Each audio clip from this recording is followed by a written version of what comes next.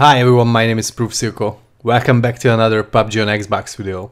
It's been a long time since I did an update video about my settings.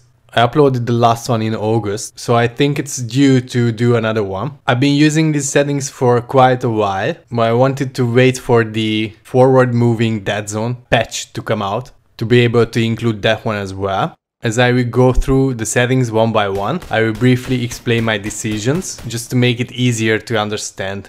As I already told you before, and I will tell it again, these settings are not mandatory. I just wanted to publish my settings since these settings and the previous ones I used before helped me to reach the top rank of the leaderboard after each leaderboard reset. So without any further ado, let's get started.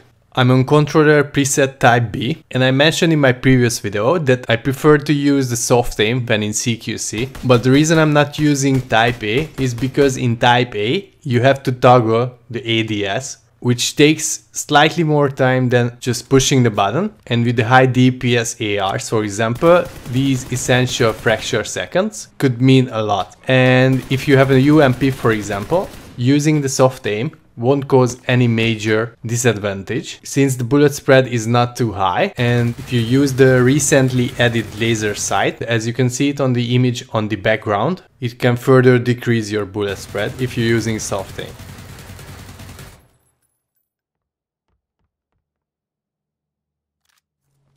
My left and right sticks dead zone are both on 8. Vibration is off, since it's really hard to hit precision shots when your controller is vibrating in your hands.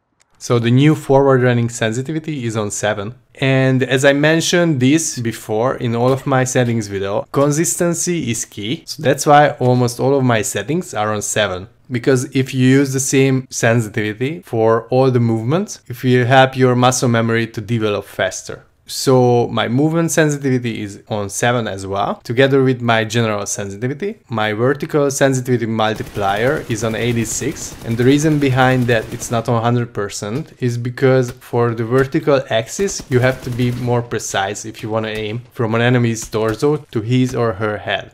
And as I mentioned before, the vehicle driver sensitivity is also on 7. The aim acceleration is on and the rate is on 4, and my over the shoulder aiming sensitivity is also on 7. Alright, so now let's talk about the optics. The 1 time, the 2 times and the 3 times are on 7. The 4 times, 6 times together with the 8 times are on 5, and I had the opportunity to try out the 15 times and it's no longer bugged, so I set it on 3. Alright, so talking about gameplay, I would just mention the important parts. The game DVR is off for me, but I recommend you to turn it on, since if you record your kills and deaths and you watch back later, it will help you to understand the reason behind your success or failure. Hence, you will develop your skills faster. The kill feed is on graphic because it makes it easier to understand your surroundings. My TPP aim camera position is on my right shoulder, and I set the compass background on since it helps with the visibility, especially when you're playing together with your squad or duo partner. It will make it easier to call out the enemy's position. Alright, so I turned the music off. And last but not least, my brightness is on 62, but I usually change it from time to time depending on the situation I'm currently in, whichever helps me to spot my enemies faster.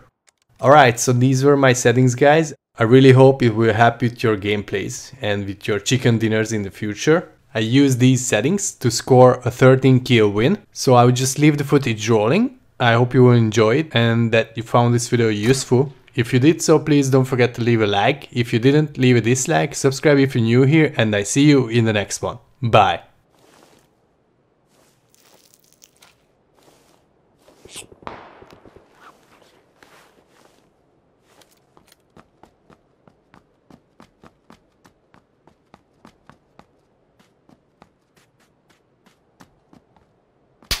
Ugh!